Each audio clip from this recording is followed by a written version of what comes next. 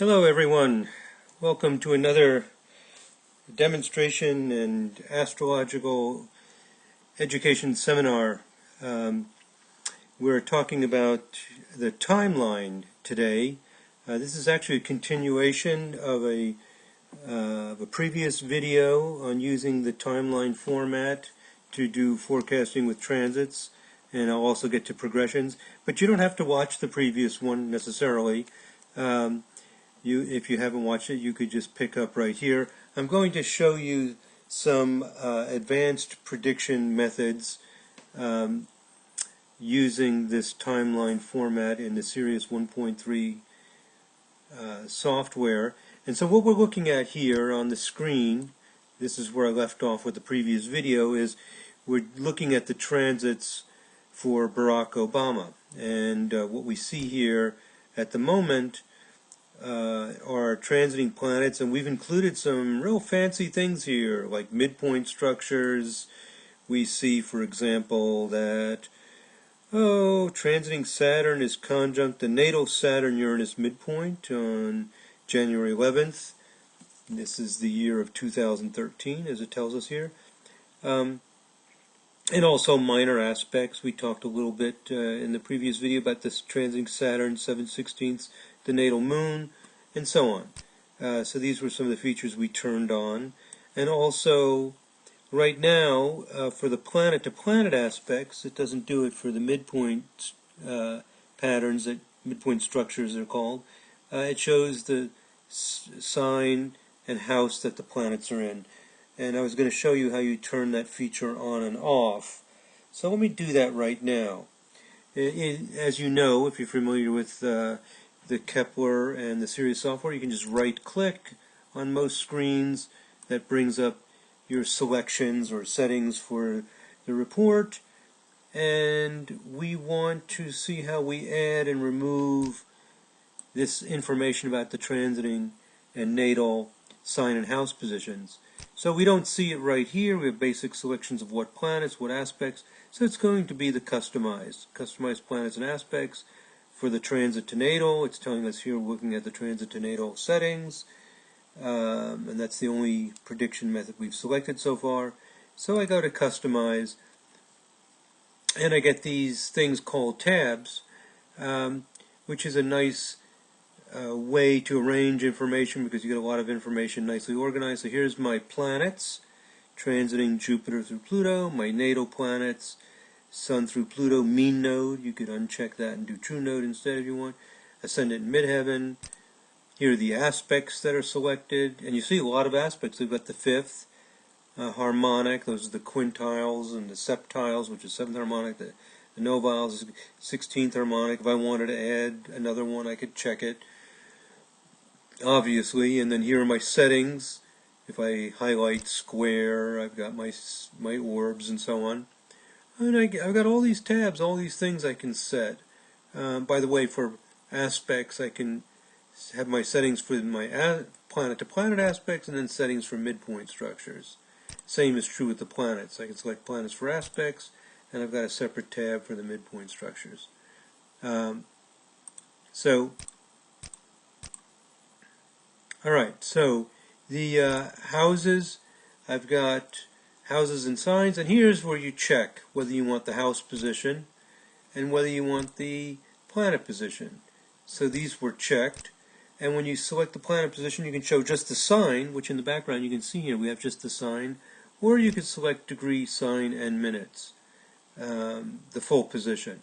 There's also a zodiac sign bar, which will show you what sign the planets are in or what houses they're in, the transiting or progressed planets, just a little bar going across. That can be handy. Anyway, there's so many features, we're not going to look at all these things. So I'll just, let's just uncheck these for now. And then here's my midpoint selections. There's lots of choices in here because we've selected from the menu the midpoints. We've got both planet to midpoint and midpoint to planet checked and so on. So you have all these settings for different things. But anyway, I wanted to show you where it is that we select that house and sign. Basically, you just go to your customizing and The menus are pretty logically laid out. I'll click OK, which will save that. Change is successfully saved. And now when I click OK, boy, it does that fast. Does all those transits real fast, and now it's been removed. So that makes it, it's up to you. Some people like it nice and streamlined and simple looking like that, and some would like the information.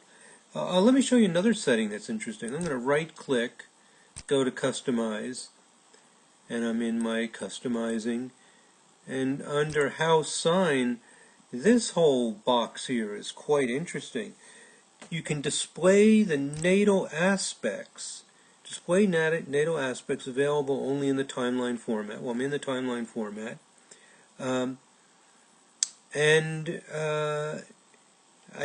got different aspect sets for what orbs I want to use, and then I could customize those.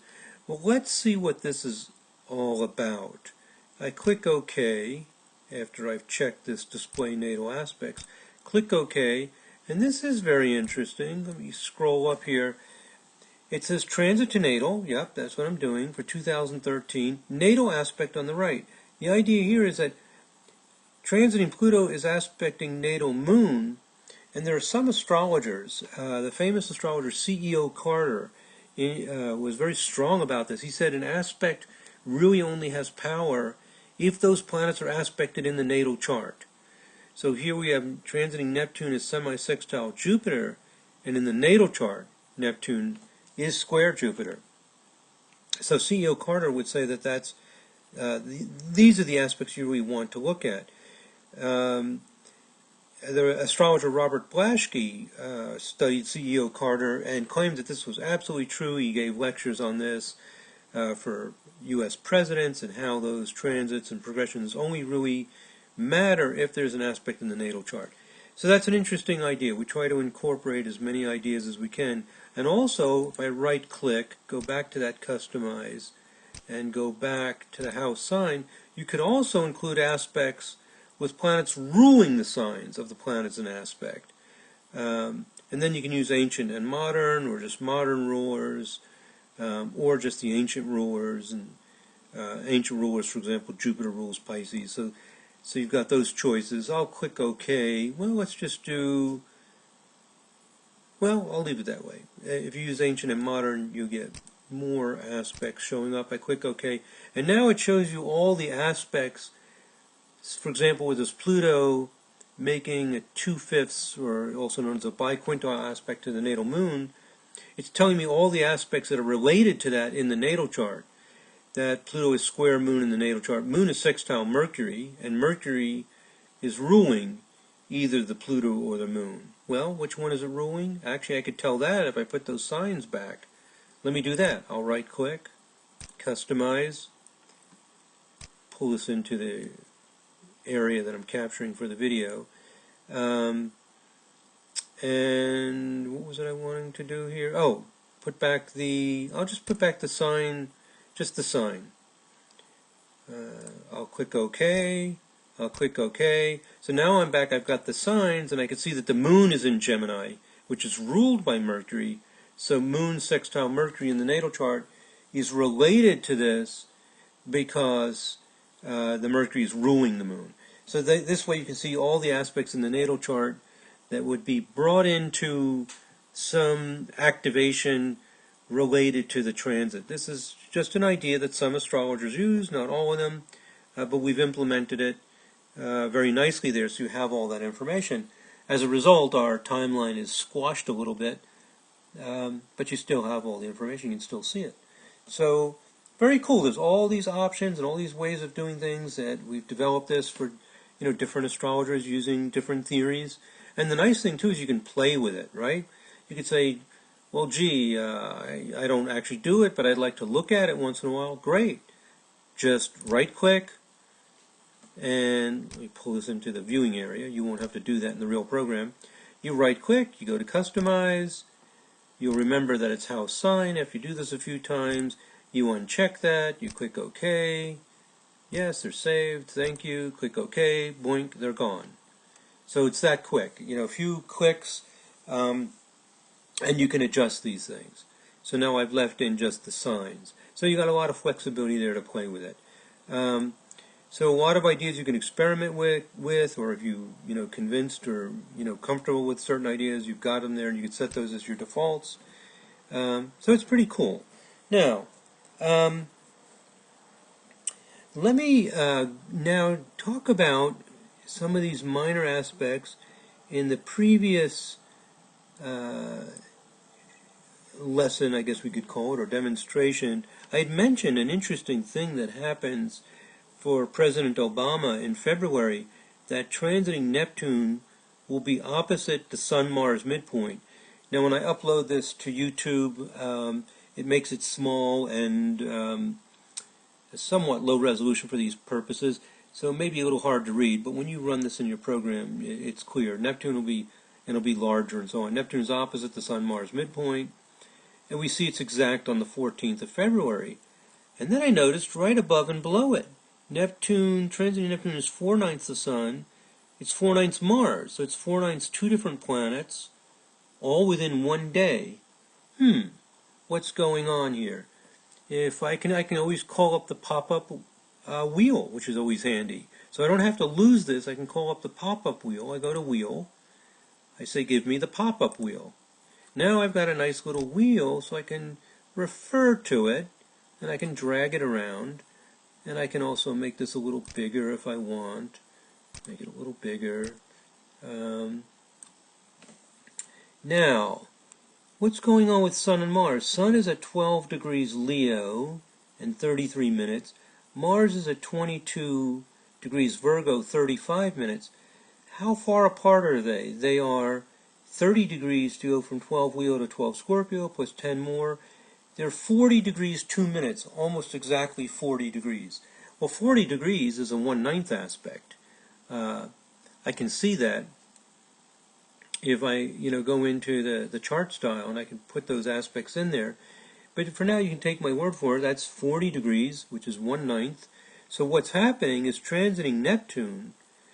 It tells me, well, anyway, transiting Neptune, it tells me here that's in Pisces, is over here in Pisces, right opposite the midpoint, making a 4/9 to Mars, 4/9 to Sun, 4/9 both ways, and at the midpoint, and because it's only 2-minute orb, it's so exact, it activates that.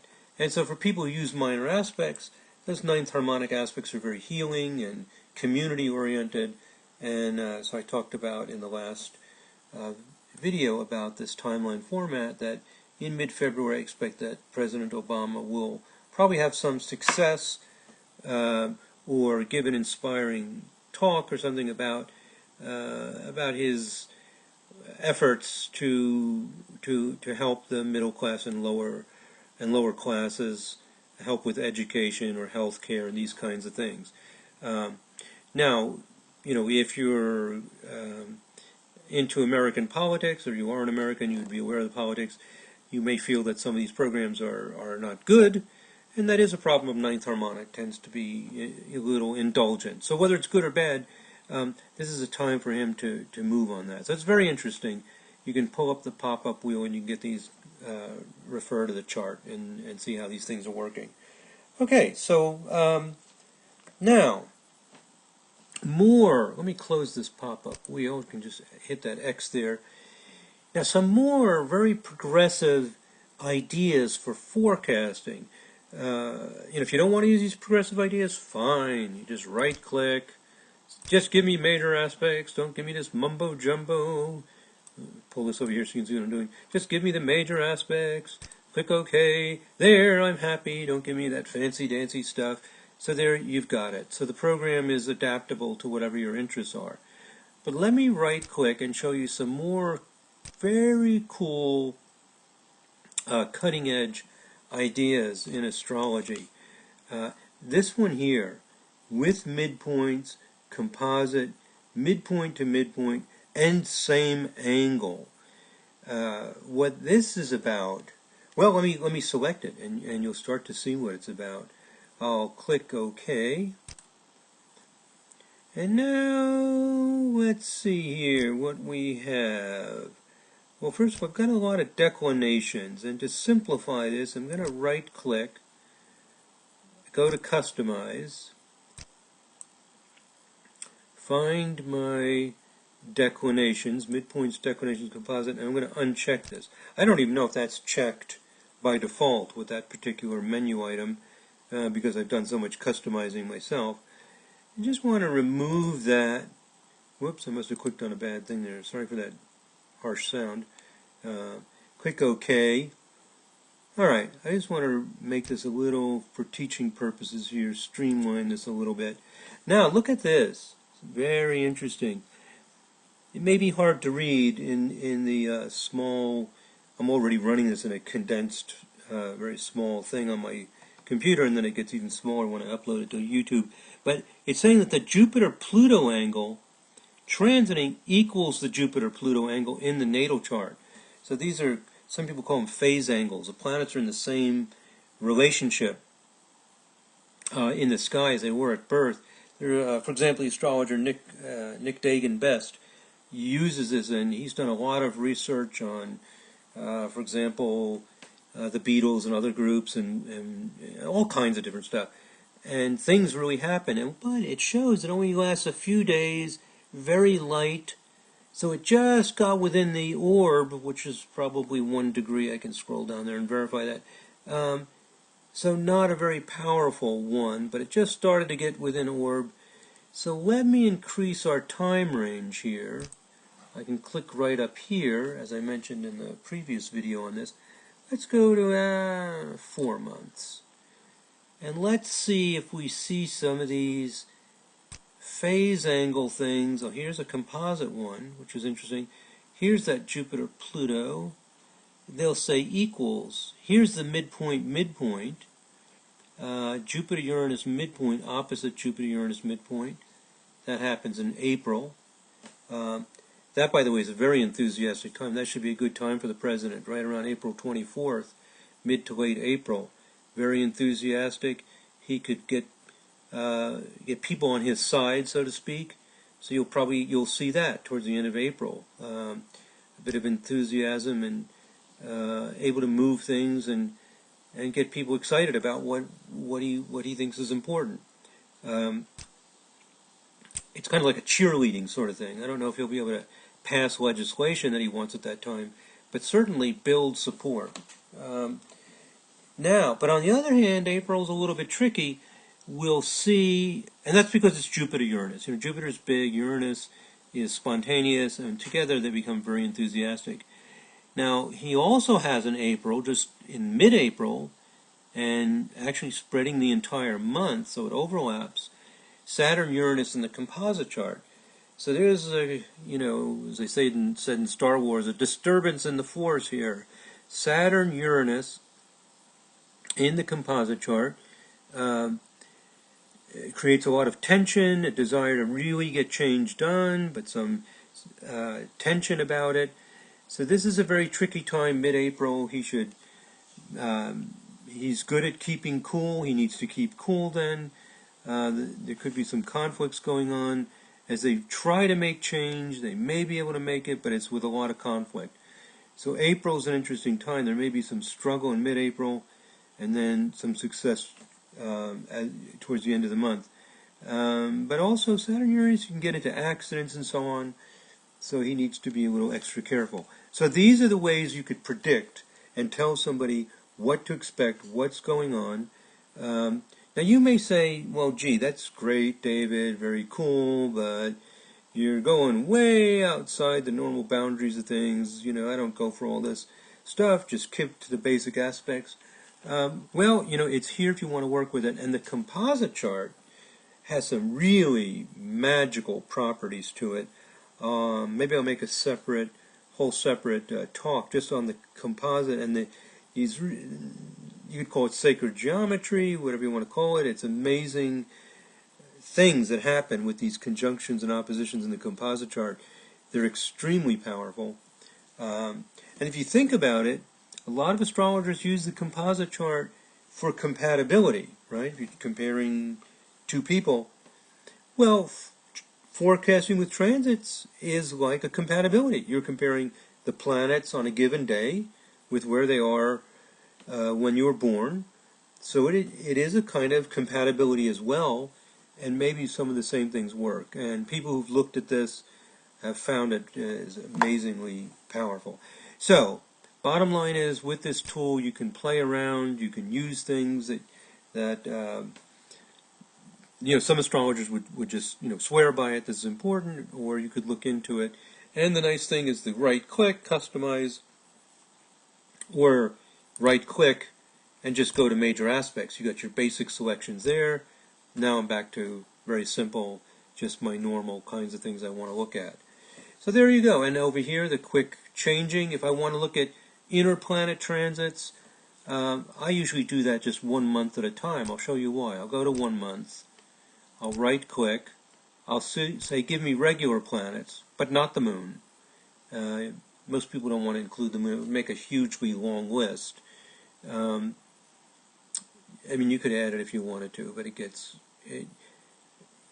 too long. And here's all my transits. Oh, I've got Chiron in there with this particular selection. And so I've got all my transits, including all the planets. And then if I want to see the next month, rather than keep scrolling all over the place, the nice thing is you just, okay, show me February, show me March. It makes more sense to try to keep this listing reasonably short, and then you can just scroll through this way.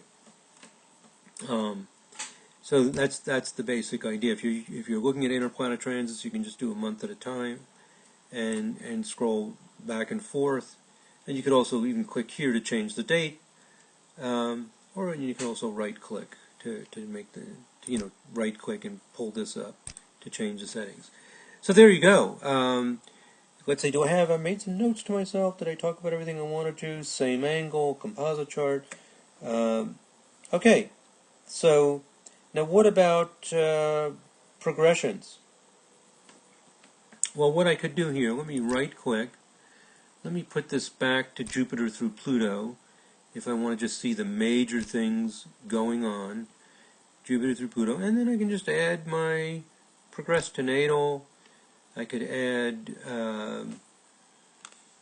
solar arc, progress to natal. I could also add progress to progressed. You can just select these things, click OK, and then there you've got them all listed right here. So, and they're segregated out so that, because progressions work differently from transits, and they tend to last a long time, and you can just refer to them. Here's my progress to natal, progress to progressed, and the solar arc to natal, and so on. And there you go. So you've got your major influences going on there. If I want to get a bigger perspective on it, let's say we want 3 months. There we go. Now we've got the 3 months. Transits, progressions, and again, these colors and being able to see the retrograde direct and all that.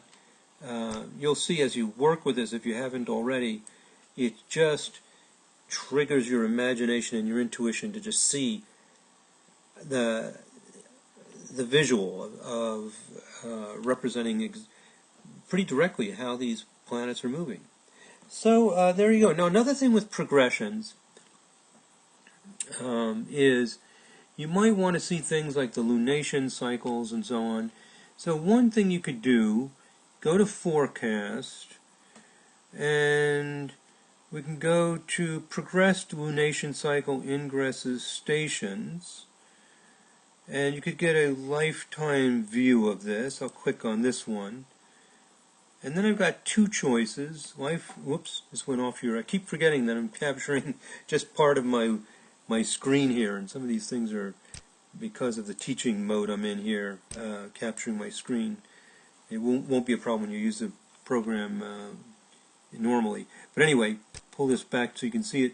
I've got 2 choices: lifetime progressed lunations, ingresses, stations, simpler format. I'm going to select the simpler format. Click OK. The one that's not the simpler format includes the positions of all the planets at each event. It's probably overkill for most of you, although some people want it, obviously, and that's why we have it in there. So now this is very nice. It puts it in the separate text window, showing you all the things going on with the progressions: lifetime, secondary, progressed, major cycles, stations, ingresses, sun, moon, 8 phases. For Barack Obama, it gives us birth information. So we could go down, and it's showing me the progressed sun, progressed moon, and if there's another planet, that planet's position. So if I go down to 2013, 2014, we could see the moon enters Taurus, progressed moon enters Taurus. When the progressed sun is at 3 degrees Libra, of course the moon is at 0 Taurus 0 0, it just entered Taurus. That will be on October 24th, 2013.